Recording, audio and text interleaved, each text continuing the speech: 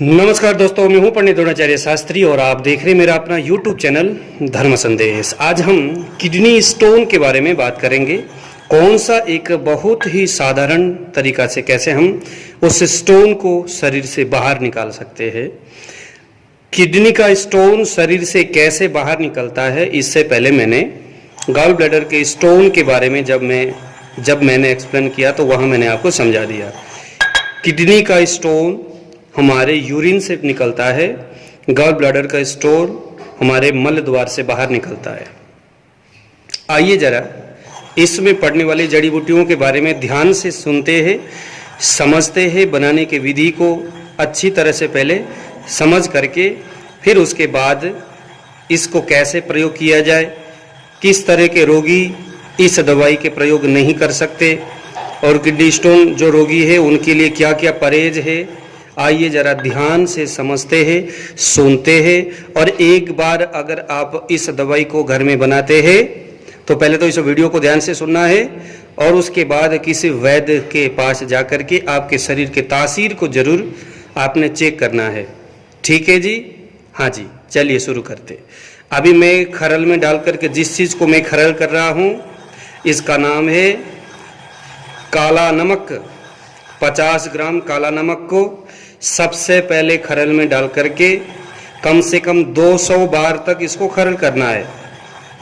हाँ जी, 200 बार तक इसको घोटना है। सबसे पहले काला नमक को 200 बार तक खरल करना है। उसके बाद पहले मैं आपको बता देता हूँ कौन कौन से जड़ी बूटी है। इसका नाम है सफ़ेद मिर्च, यानी पंजाब में इसको भूरी मिर्च बोलते हैं। ये देखते हैं, इसका नाम है सज्जी खार। सज्जी खार है इसका नाम। 50 ग्राम सज्जी खार, 50 ग्राम काला नमक, 50 ग्राम सफ़ेद मिर्च जिसे हम पंजाब में भूरी मिर्च बोलते। ये जो दवाई है इसका नाम है पत्थर वेर। वेर पत्थर भी बोलते हैं। इसको सबसे पहले दूध में डाल के उबाल करके इसको फिर बाद में आग से जला करके दूध में उसको बुझाया जाता है तो उसके बाद बेर पत्थर शुद्ध हो जाता है। शुद्ध करने के बाद इसको इसी तरह से खरल करना होता है। तो ये आपका हो गया वेर पत्थर। ध्यान देना, बहुत सारे लोग वेर पत्थर बाजार से पत्थर को लेके आएंगे, पीस करके पाउडर बनाएंगे तो वो पाउडर जो है उस लेवल में काम नहीं करता, किसी किसी को वो हानि भी कर सकता है। तो ये रहा वेर पत्थर। ये रहा आपका कलमी सोडा, ये भी 50 ग्राम, ये भी 50 ग्राम। सारी चीज़ें आपका 50-50 ग्राम है। ये आपका फिटकरी है। फिटकरी बाजार से आपने इसी तरह से मिलेगा, या तो बाजार में एक मिलता है जिसका नाम है सप्तिक भस्म। हाँ दोस्तों, सप्तिक भस्म अगर मिल जाए तो उसे ले आना, नहीं तो फिटकरी को ले आना है। इसको खरल करके उसके बाद तवे के ऊपर मंद आंच में डालेंगे ऐसे करके तो फूलना लगेगा, फूलना शुरू होगा। थोड़ी देर में पानी निकलना शुरू होगा। मंद आंच में उसको पकाएंगे, थोड़ी देर में वो बिल्कुल पापड़ जैसा बन जाएगा, सूख जाएगा। ठंडा हो जाए, ले आना, हल्का सा कूट करके खरल करिएगा, पाउडर बन जाएगा। अगर सप्तिक भस्म मिल जाए तो सप्तिक भस्म इसी तरह के शुद्ध किया हुआ फिटकरी का नाम सप्तिक भस्म है। और ये आ गया आपका जवाखार। दोस्तों इसका नाम है जवाखार। ठीक है जी? जवाखार भी जो जौ का जो पंचांग है उसको लेके आना है, उसको जलाना है, राख बन जाए।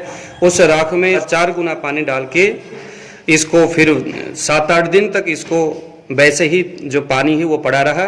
फिर बाद में सारे जो भस्म है उसको निकाल कर फेंक दिया छान के, और उस पानी को हम लोगों ने उसको उबाल करके बाद में जो सूख गया वही जवाखार है। और ये है आपका इंद्रजौ, ये भी 50 ग्राम है।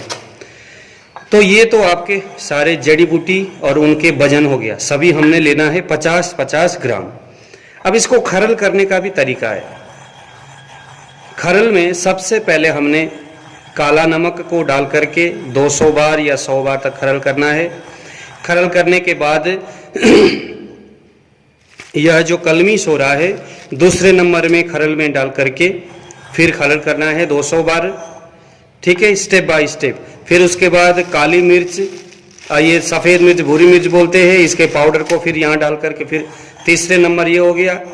चौथे नंबर में आपका आ गया सज्जी खार, तो सज्जी खार को हमने चौथे नंबर में डालना है, फिर जवा खार को 5वें नंबर में, फिर ये आगे आपका बेर पत्थर 6ठे नंबर में, फिर अंतिम में आपका इस दवाई को डाल करके सबसे लास्ट में इसको डालना है। इंद्रजौ को सबसे लास्ट में डाल करके सबसे पहले अलग अलग पाउडर बनाइए, फिर सबसे लास्ट में आपने इंद्रजौ को डाल करके खरल करना है। खरल करने के बाद ये आपका दवाई हो गया तैयार। स्टेप बाय स्टेप अपना अपना लेयर इन दवाइयों में बनता जाएगा। लेकिन एक बार ध्यान देना, इन सभी दवाइयों को पहले बाहर अलग सा खरल करिए जितना हो सके। महीन खरल होने के बाद फिर स्टेप बाय स्टेप यहाँ पर आपने इस तरह से मिक्स करते हुए खरल करना है, ताकि रोगी का जो समस्या है वो आसानी से ठीक भी हो जाए। किडनी का जो स्टोन है वो खत्म हो जाए, पर किसी प्रकार का हानि भी ना हो, आसानी से बहुत जल्दी शरीर में जाके जब्त हो जाए। ये तभी संभव है जब इस तरह से आप लेयर, एक स्टेप बाय स्टेप एक लेयर बना करके दवाई का आप मिक्स खरल करते हुए मिक्स करेंगे। दोस्तों ये एक बहुत अच्छा एक सिस्टम हमारे आचार्यों ने ये इजाद किया हुआ है और बहुत अच्छा है। आप लोग अगर आयुर्वेद के क्षेत्र में है तो इसी तरह से आप रोगी के तासीर और रोगी की जो शारीरिक गुण धर्म उसको देखते हुए किस दवाई को किस वक्त डालना है, डाल के खरल कैसे, इसके जो लेयर है वो कैसे तैयार करना, हालांकि वो रोगी के ऊपर डिपेंड करता है।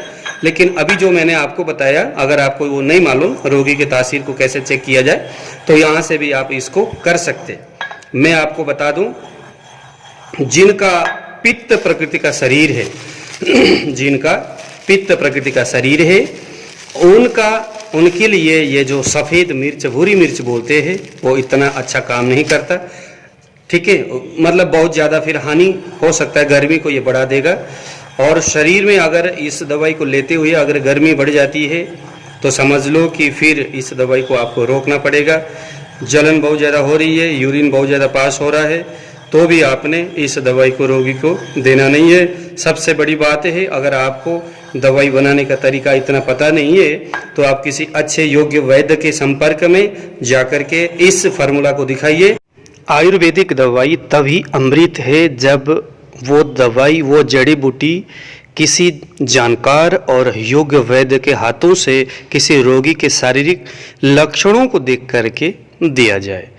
वैसे आजकल समस्या क्या आ रही है कि लोग यूट्यूब में या सोशल साइट में फार्मूला को देख लेते हैं और उनको मालूम ही नहीं है कि इन दवाइयों में पड़ने वाली जड़ी बूटियों का क्या असर हो सकता है या कुछ हानिकारक असर हो सकता है।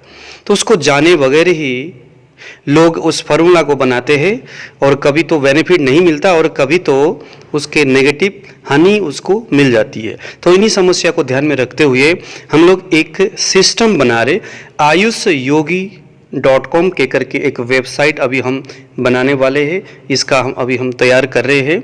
इससे आप कहीं पर भी हो, किसी भी रोग से ग्रसित हो, आपको हम इस वेबसाइट के माध्यम से उस रोग के जो स्पेशलिस्ट डॉक्टर क्या जो अपने हाथों से दवाई बनाते होंगे, आयुर्वेदिक वैद्य हकीम जी जिनके हाथों से उस रोग के लिए, उस रोग के ऊपर बहुत अच्छा पकड़ है और बहुत अच्छा आपको दवाई बना करके दे सकते हैं, हम ऐसा कुछ सिस्टम का इजाद करने जा रहे हैं।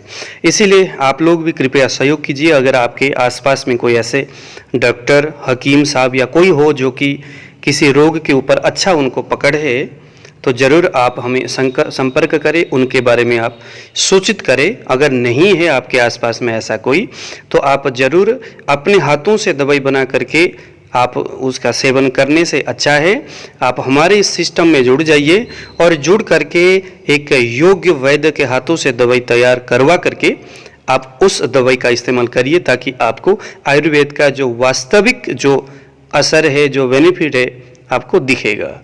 तो दोस्तों आज मुझे दीजिए विदा। जय श्री राम।